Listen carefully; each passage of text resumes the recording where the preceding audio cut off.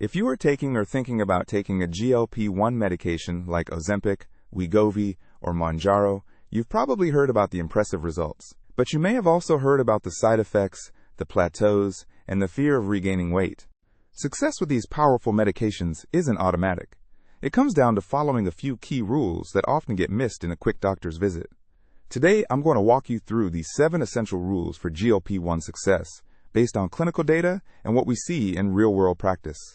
I am a pharmacist, and this video is for general educational purposes for adults in the United States. It is not personal medical advice, and you should always make decisions about your health with your own healthcare team. If you like getting clear, evidence-based information on medications, subscribe to Pharmacist online. Let's get straight to it. Rule number 1 is the most important for your comfort and safety. Start low, go slow. This is the titration rule. GLP-1 medications work by mimicking a gut hormone that slows down how fast your stomach empties. If you start on too high a dose, your body isn't ready for that powerful braking effect. The result is often intense nausea, vomiting, and feeling miserable. This is why these medications have a specific titration schedule. For example, with Wegovy or Ozempic, you typically start at 0.25 milligrams once a week for 4 weeks. Then you move up to 0.5, and so on. Your prescriber follows this schedule to let your body adapt. Rushing this process is the #1 reason people stop these medications early. Patience in the first 2 months is your best strategy for long-term success. Now for rule number 2. Protein is your top priority. When you lose weight rapidly, your body doesn't just burn fat. It can also burn through lean muscle mass. Losing too much muscle slows down your metabolism, can make you feel weak, and makes it much easier to regain weight later. Studies on these medications show that a significant portion of the weight lost can be lean mass if you don't actively work against it. So what's the solution? Prioritize protein at every meal. Aiming for around 25 to 30 grams of protein per meal can make a huge difference. Think lean chicken, fish, eggs, Greek yogurt, tofu, and protein shakes. This isn't just about weight loss. It's about the quality of that weight loss. You want to lose fat, not the muscle that keeps you strong and metabolically healthy. Rule number 3 is simple but critical. Hydration is non-negotiable. Many people on GLP-1s find their thirst signal is weaker, and because you're eating less, you're also getting less water from food. Add in potential side effects like diarrhea or vomiting, and you have a perfect recipe for dehydration. Dehydration can cause headaches, fatigue, dizziness, and can make constipation worse. Your goal should be to sip on water consistently throughout the day. Don't try to chug it all at once, as that can make you feel uncomfortably full. Many people find that adding electrolyte powders without sugar can help them feel much better, especially if they are also increasing their physical activity. This brings us to a very common question I see. What about constipation? That leads directly into rule number 4. Fiber is your friend. Because these drugs slow down your entire digestive tract, constipation is one of the most frequent complaints. It can range from a minor annoyance to a serious problem. Ignoring it is a mistake. The key is to slowly increase your intake of both soluble and insoluble fiber. Soluble fiber, from things like oats, apples, and beans, helps soften stool. Insoluble fiber, from vegetables and whole grains, adds bulk to help things move along. But remember the go slow rule here too.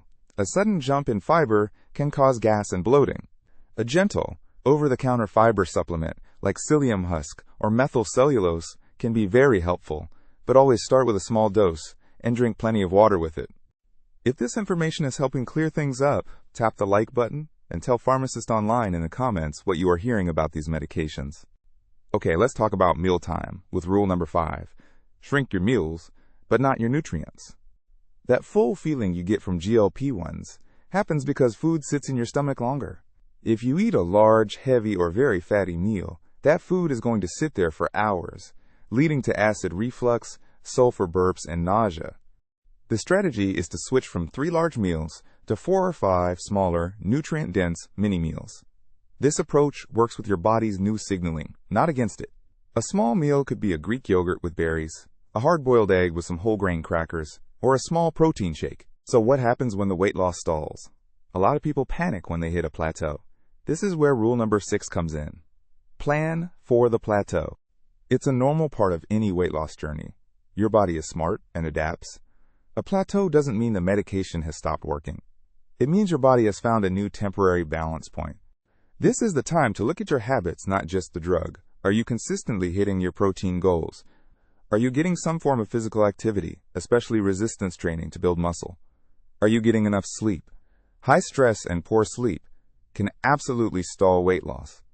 Instead of getting discouraged, use a plateau as a signal to fine-tune your lifestyle habits, which are the foundation for long-term success anyway. This leads to the final and perhaps most important mindset shift.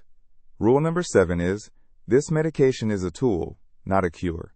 A GLP-1 is incredibly effective at quieting the food noise in your brain and controlling your appetite. This gives you a unique opportunity, a window of time to build new, healthier habits around food, movement, and your relationship with your body. A common fear, backed by clinical trial data, is that many people regain a significant amount of weight if they stop the medication and haven't changed their underlying habits. The drug doesn't magically erase the behaviors that led to weight gain in the first place.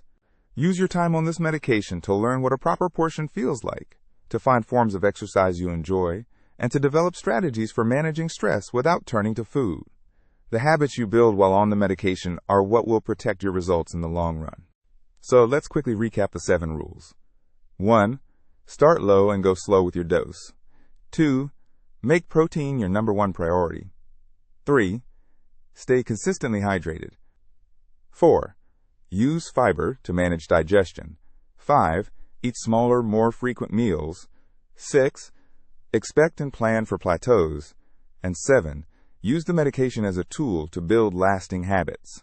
Following these rules can make the difference between a frustrating experience and a truly life-changing one. You now have a clear framework for working with your medication, not against it. Remember to have these conversations with your own doctor or pharmacist, who can guide you based on your personal health needs. For more honest updates on treatments and how they fit into your life, subscribe to Pharmacist online and turn on your notifications. Watch my next video on common medication mistakes to avoid for better health.